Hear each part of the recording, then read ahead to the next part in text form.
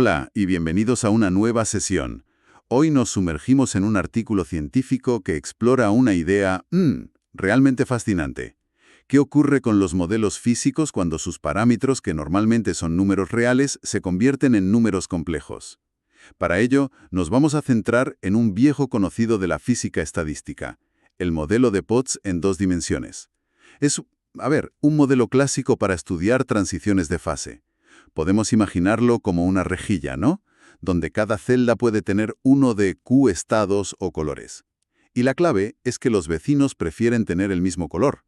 Es una generalización del famoso modelo de Ising que solo tiene dos estados.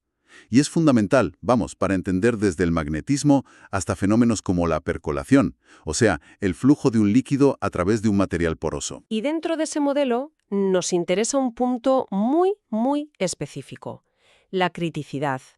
Que, cuidado, no es un estado cualquiera. Es un punto de ajuste finísimo, como una temperatura crítica, donde el sistema de repente desarrolla patrones a todas las escalas de longitud, desde lo microscópico hasta lo macroscópico. Es el reino de los fractales y de una simetría potentísima, que se llama invariancia conforme. Exacto, y aquí es donde planteamos la misión de hoy. Se sabe que el modelo de Potts es crítico para un número de estados Q menor o igual a 4, pero para Q mayor que 4, esta propiedad tan rica, parecía desaparecer. El artículo de Jacobsen y Wiese, que vamos a explorar, revela que no desaparece, sino que se esconde en el plano complejo, y vamos a ver cómo lo demuestran. Vale, vamos a desgranar esto. Para empezar, el artículo confirma lo que ya se sabía para Q menor o igual a 4. En esta zona el modelo tiene un punto crítico y un punto tricrítico. ¿Qué significa esto en la práctica? Pues la diferencia fundamental es la estabilidad. Un punto crítico es estable. La analogía clásica es imaginar una pelota en el fondo de un valle. Si la mueves un poquito, la gravedad la devolverá al fondo. El sistema tiende a él. En cambio, un punto tricrítico es inestable. Es como poner la misma pelota pero en la cima de una colina. Cualquier pequeña perturbación la aleja de ahí. La analogía de la pelota en el valle es muy útil, sí. Pero, ¿cómo miden esto los físicos de verdad? No pueden poner pelotas en sus modelos. ¿Cuál es la magnitud que les dice si están en una cima o en un valle? Muy buena pregunta.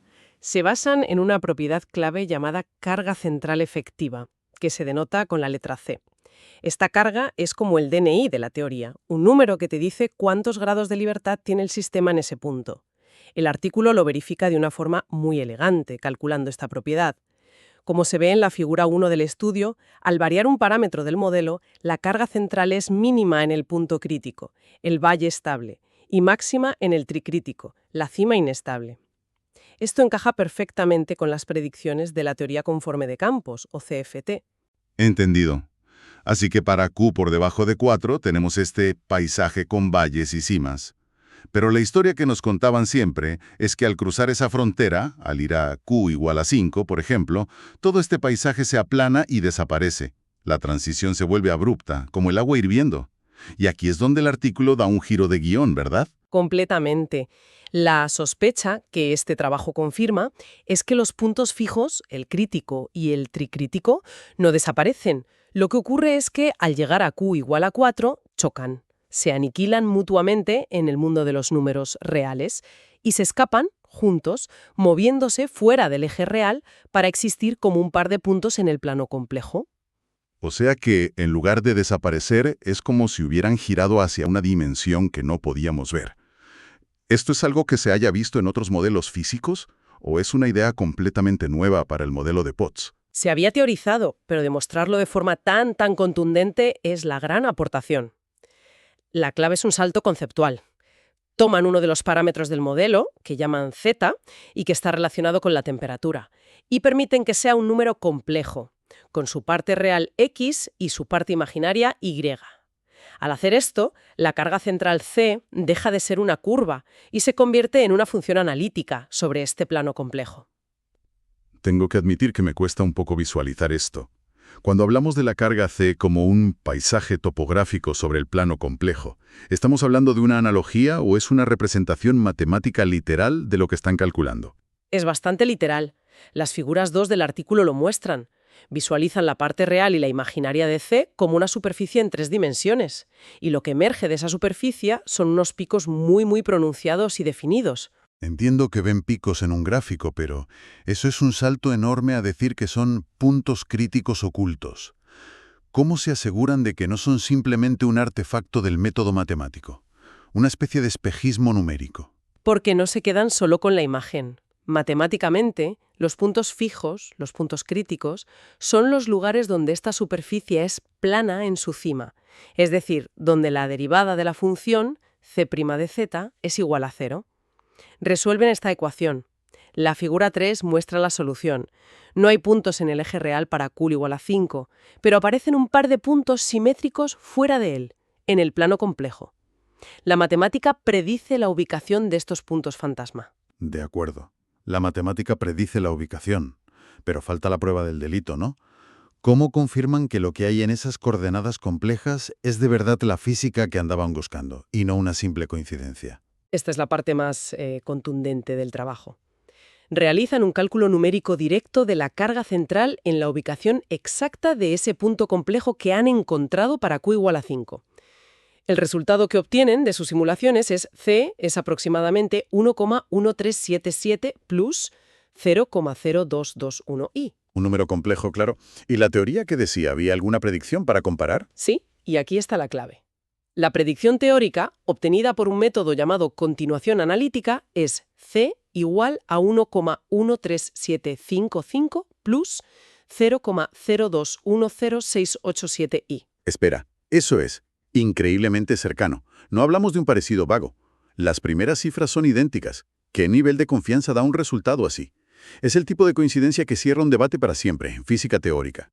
Entre una simulación numérica masiva y una predicción teórica es, extremadamente difícil de conseguir por azar. Es una prueba irrefutable de que han encontrado la teoría conforme de campos compleja que describe el modelo. Has mencionado la continuación analítica. A un profano le puede sonar a varita mágica. ¿Puedes explicar de forma sencilla en qué consiste? Claro. Dicho de forma sencilla, es una técnica matemática muy potente. Nos permite tomar una fórmula que sabemos que es válida para ciertos números, en este caso para Q menor que 4, y extenderla de forma única y rigurosa para que funcione con otros números, incluso los complejos. No es una suposición, es la única extensión matemática coherente que existe. Es como si conocieras una melodía en una octava y la matemática te dijera exactamente cómo debe sonar en la octava siguiente. Entendido. Aún así, un solo número, por muy preciso que sea, podría ser casualidad. ¿Tienen alguna otra prueba para confirmar que no solo han acertado el DNI de la teoría, sino su identidad completa? Absolutamente. Para que no quede ninguna duda, calculan lo que se conoce como el espectro completo de la teoría en ese punto. Esto es como obtener la huella dactilar completa del sistema. Se trata de un conjunto de números llamados exponentes críticos, que describen cómo se comportan todas las posibles observables. La figura 4 es impresionante. Muestra estos exponentes. Los puntos de sus cálculos numéricos, tanto la parte real como la imaginaria, caen con una precisión milimétrica sobre las líneas continuas, que son las predicciones teóricas. El ajuste es perfecto. Es la prueba definitiva. Vale, esto para Q igual a 5 parece un caso cerrado. La evidencia es abrumadora, pero me da la sensación de que, una vez que abres la puerta al plano complejo, es tentador ver qué más hay ahí dentro. Se detienen aquí. Ni mucho menos. Se preguntan, si el parámetro z puede ser complejo, ¿por qué no el propio número de estados, Q? Y aquí es donde la cosa se vuelve todavía más abstracta. Un momento para quien nos escucha, y para mí. ¿Un número complejo de colores? ¿Cómo podemos visualizar 5 más 2 y colores? ¿Es puramente un truco matemático? ¿O hay alguna intuición física, por muy extraña que sea, detrás de esto? Es una pregunta excelente. No hay una intuición física directa para un número complejo de estados. No puedes tener 2 y colores en una caja. En este punto, es una generalización puramente matemática. Sin embargo, tiene un propósito muy profundo. Si su método y la teoría subyacente son correctos, deberían funcionar incluso para estos valores no físicos de Q. Es la prueba de estrés ultimativa para su maquinaria, y exploran casos como Q igual a 5 plus 2i o Q igual a 8 plus i. ¿Y qué encuentran?